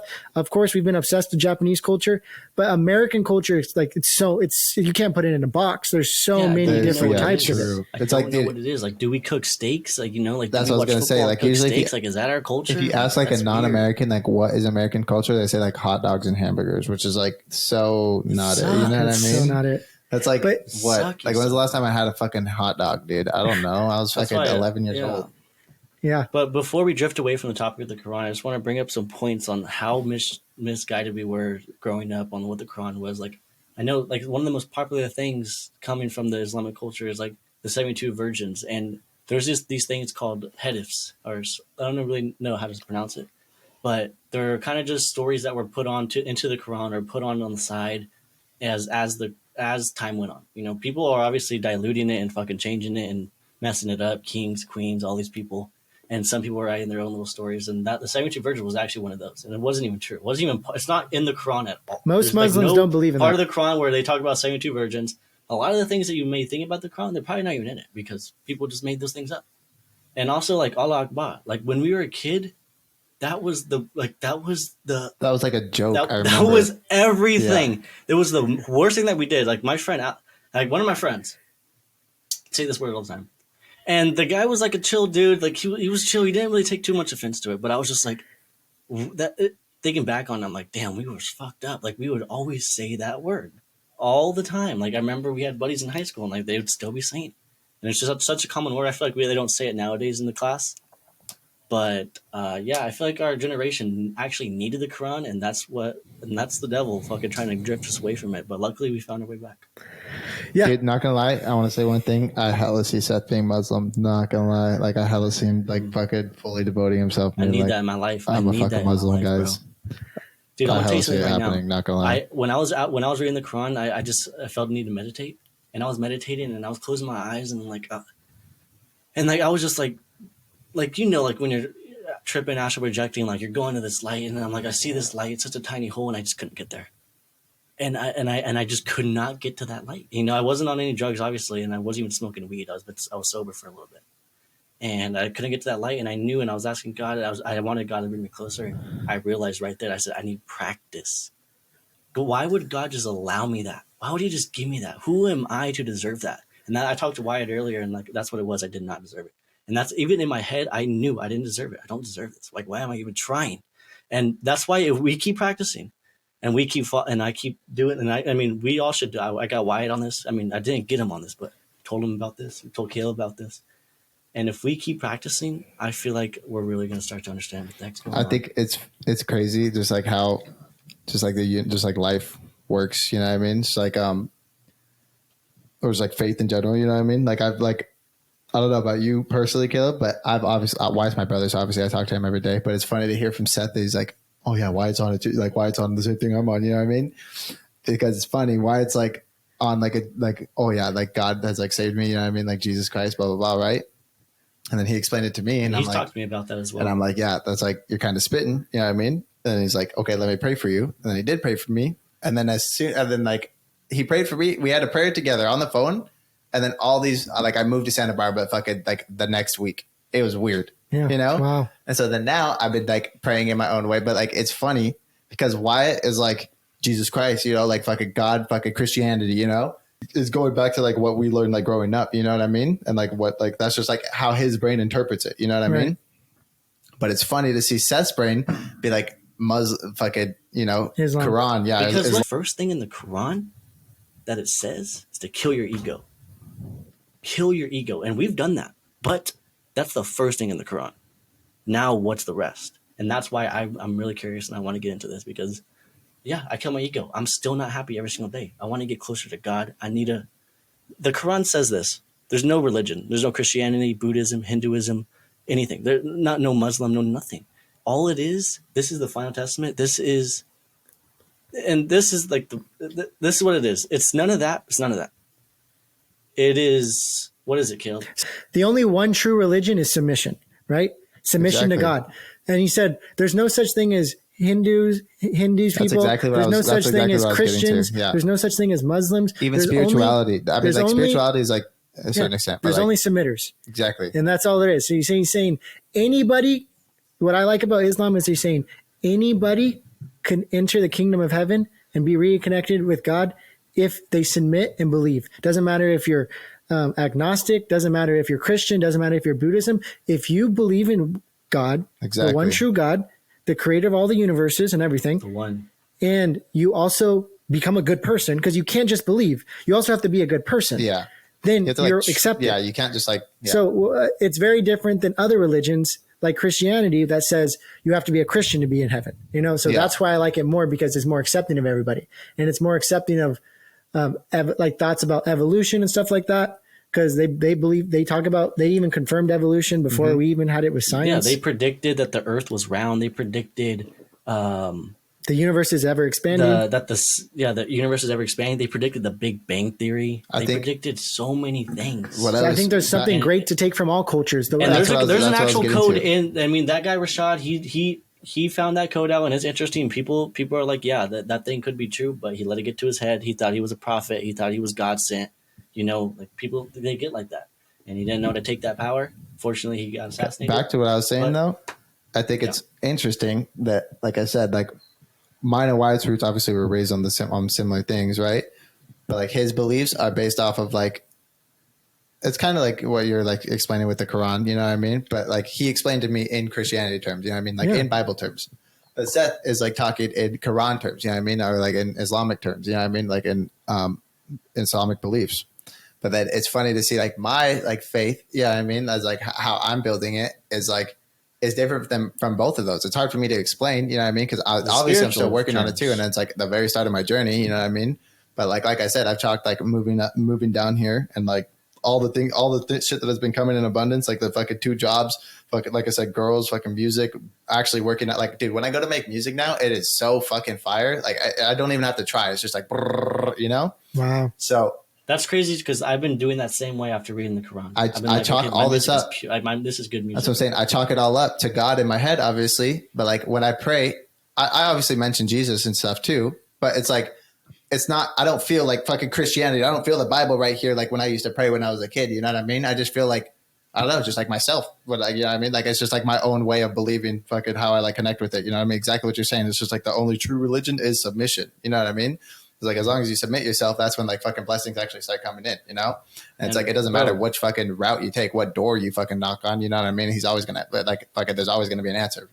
Sort of thing. Yeah, you know? and that's that what brings in the most important part is everybody has a different relationship with God. Exactly. That's exactly what I'm getting to. And that's so why interesting that's to why fucking it's very watch. interesting. It's and it's super awesome. interesting that fucking like Wyatt fucking is like starting it, boom, fucking tells me about it, blah, blah, blah, and then fucking Seth, he's like, oh, it's just like the way life works. Wyatt, like, we're not even talking about it, you know? We to each other. We were sent here together. We were sent here to help each other out. We were sent here to be there for each other, understand each other. Wow, yeah. We're not, when we're around each other, we're comfortable. We're not thinking about anything. We're just being ourselves. We're just being chill. And God has blessed us with that type of relationship. And that's the big reason that we made the podcast, because we build those relationships and we understand, like, holy cow, we've gone through things with our friends and we've grown with our friends. And we have a different relationship than just being a buddy and just we're actually it's family. Dude. You know, these are our brothers. No, It's and so I love cool. it. Stars. I love we it. were connected in the stars. You know, you can't explain it. You can't explain it if we wanted to go crazy about it. But Motherfucker, listen to it's my like last that song. fucking everything everywhere all at once. once, bro. It's like that everything everywhere all at once. We were there in those things, and we were just closer. Yeah, We were just I definitely feel than a we are strong most people. bond to you guys and to Wyatt as well. And I think it's really cool that Seth's exploring Islam. Wyatt's getting back to his roots after exploring Buddhism, you know, and Hinduism. He was exploring that, and now he's exploring Islam. I mean, now exploring Christianity. To be honest, He's exploring the Quran as well. I'm He's also getting exploring the Quran. Yeah. I definitely have felt that I just need, like what Seth's saying, some practice. Like I pray every single day, but I just would like to just make it more of a habit of myself, and also just be more conscious and more mindful in my everyday life. The more you know. See, that's the But discipline I've been enforcing on I myself definitely too. don't feel like I have everything figured out, and I'm just leaving myself open to new ideas and to just new opportunities in my life I just to feel that explore. hella. But That's the I'm discipline not I've getting been tied down to enforcing on anything. myself too. But I would Like, love to expand my mind and my knowledge of all these religions. I feel that. Yeah, I'd like to say one of the things from the Quran, actually. A body that attains all the material success it longs for, money, power, fame, etc., often belongs to an unhappy person. Happiness depends totally on the degree of growth and development attained by the soul, the real person. The Quran provides a detailed map towards perfect happiness for both body and soul, both in this world. You know, and that's where the Yeah, Rashad pretty guy fucking starts That's a from. great way to end it But, right there. but in the end, that's what it is. You know, Yeah. we learn from the Quran that happiness is exclusively quality of the soul. And the reason, and we're not trying to push any religion on anybody, but I think it's actually it's going to be heard a lot on this podcast because we're trying to be real, and we actually do have a great appreciation for the life that God gave us, and I want to share that, and I never want to be ashamed of that. I'm not trying to push this on anyone, but I'm just saying, if you really look at it, think about society. We've had a decrease in religion, right? Less and less people believe in some type of organized religion. But what did we replace it with?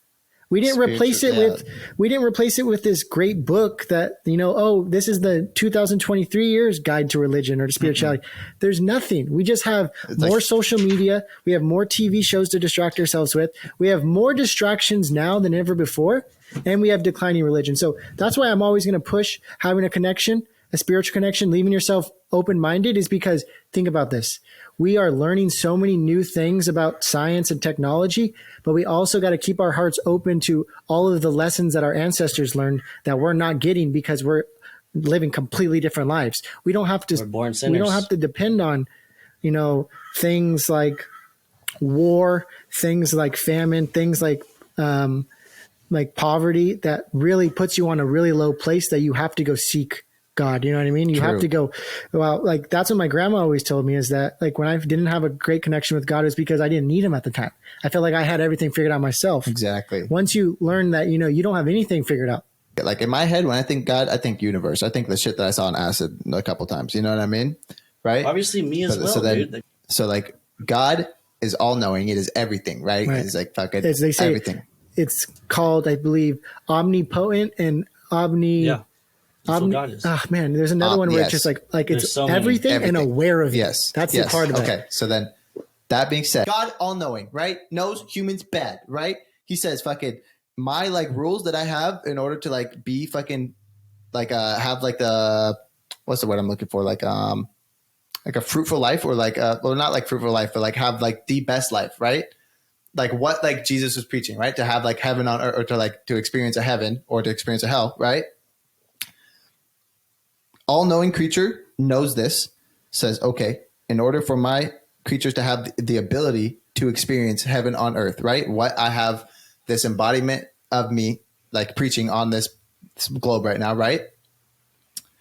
And then Wyatt explained it to me super well when he said, Jesus would always say, he said, you guys are going to kill me. Or he knew, you know what I mean? That he's going to be fucking crucified.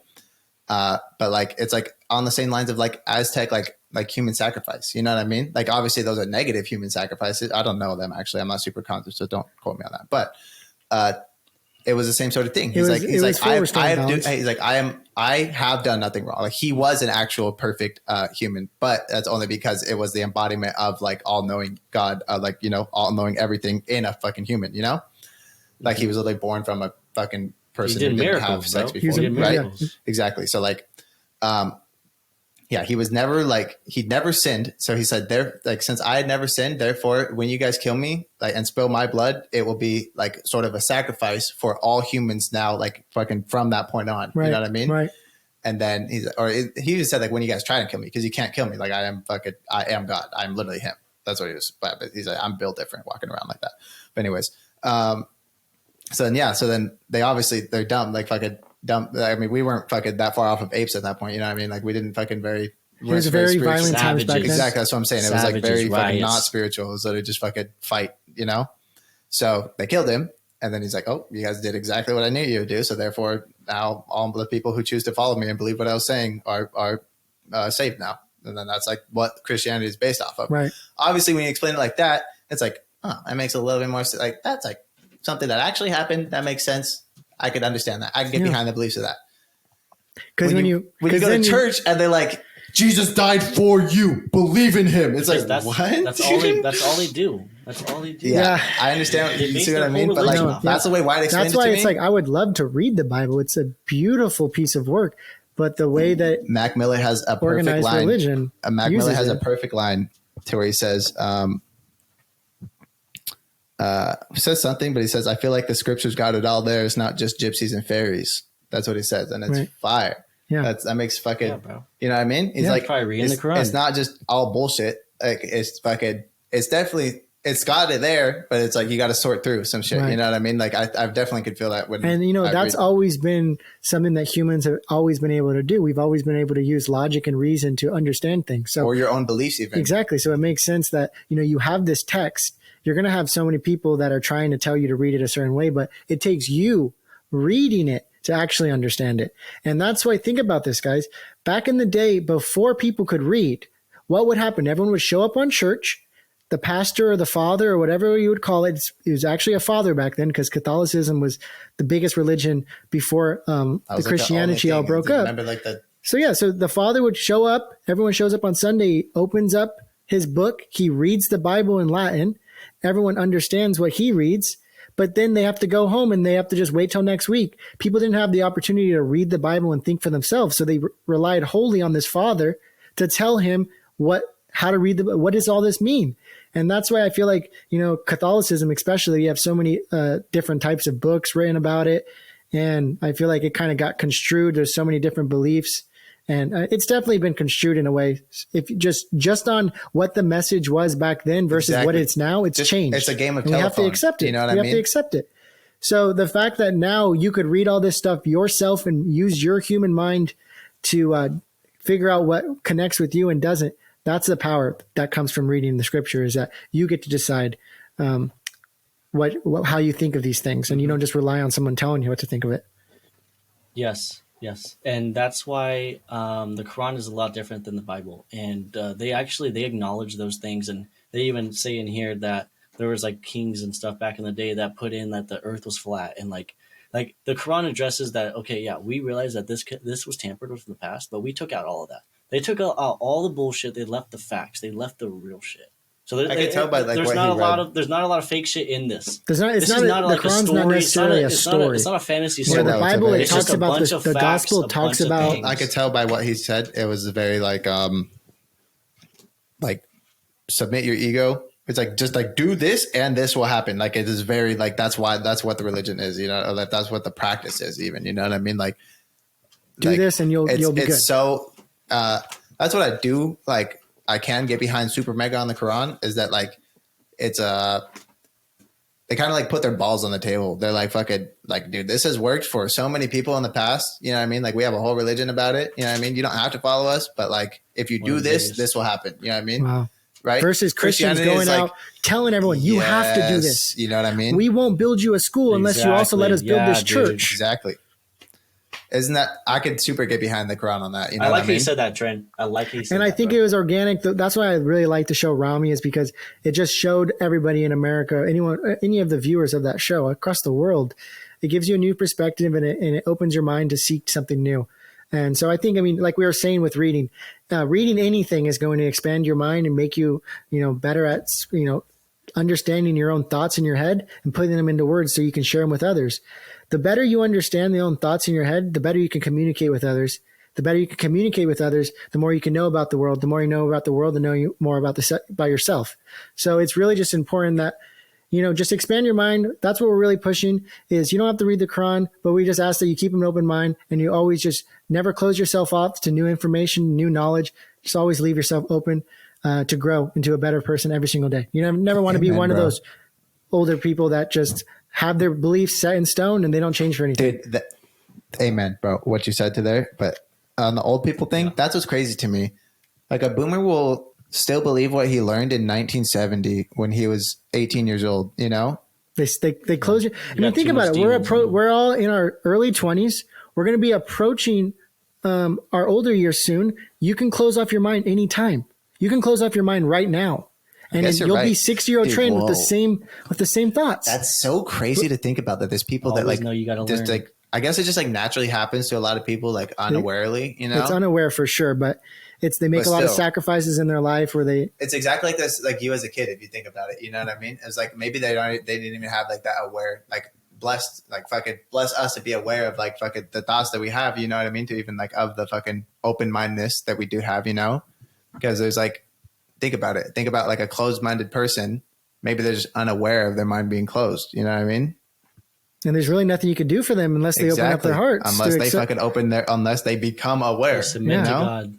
So that's an interesting thought as fuck. I'm proud of myself for that one. Actually. So, that was great. And that just shows, just as we get older, I should look back at this podcast and laugh about how different I was back then. You know what I mean? Because I should be growing into a new person. 100%, dude. I can't wait. That made me laugh. And that's why I make this podcast, is so that I can look back and enjoy all the moments that I had. I want to tell this to my future self watching this right now. And like for however long, bro, like, Look you at just the made camera the song. This is the camera right here. Fucking, you just made the song. What's the song that I called it? I named it Astral Projection. I don't know what it's called though, but it's fire as fuck. And it's like a weekend of moving to Santa Barbara. So however long it is in the future until I watch this, bro, I can't wait to fucking see where I'm at. I know it's going to be fucking crazy. I'm just going to be dying in my chair right now. I'm going to be fucking cackling. You're probably in a really nice car with some fucking great speaker system because you fucking leveled up on life. Hey, congratulations for all the success, dude. I love you, dude. I hope that we're still connected, and I know we are. Dude, that's a crazy good message to future me. Oh my God. I love that. Dude. I think a great way to just end this. Let's just for real. This was so much fun. Thanks so much. You're definitely going to be on it again. I'm really grateful just to have this conversation with you three. I think we talked about a lot of things, and I love the way the conversation ended with the spirituality stuff. I think that's going to be really good for all the listeners out there, and it's going to be good for me to hear again when I'm editing it. So I just want to say thanks, Trenton. If you want to shout out your music, go ahead and do it, buddy. Yeah, bro. It's just Treto anywhere, fucking everywhere, on all platforms. You can fucking probably YouTube is the best thing because I'll post like you can't make any money out there, so I post like unreleased shit and stuff like that, or SoundCloud. But okay, yeah, just Treto everywhere. Just Treto. I love it. All right, Seth. Wait. No, not yet. He's going to come in right now. But Seth, you'll stay on the line. But dude, you want to give a shout out? Say bye, everyone. Shout out to Trenton for getting on the podcast today, bro. Yeah, man, you're welcome, bro. Me and Trenton, we grew up together. We've been homies since we were like 6 years old. So that's been another episode of the I Love You Man podcast. I'm really thankful to have everyone here in this first in-studio appearance. So that was really awesome. I got my parents just come pulling up. That's why we're ending it a little bit early. But just thanks to all the listeners out there, and we'll see you next week.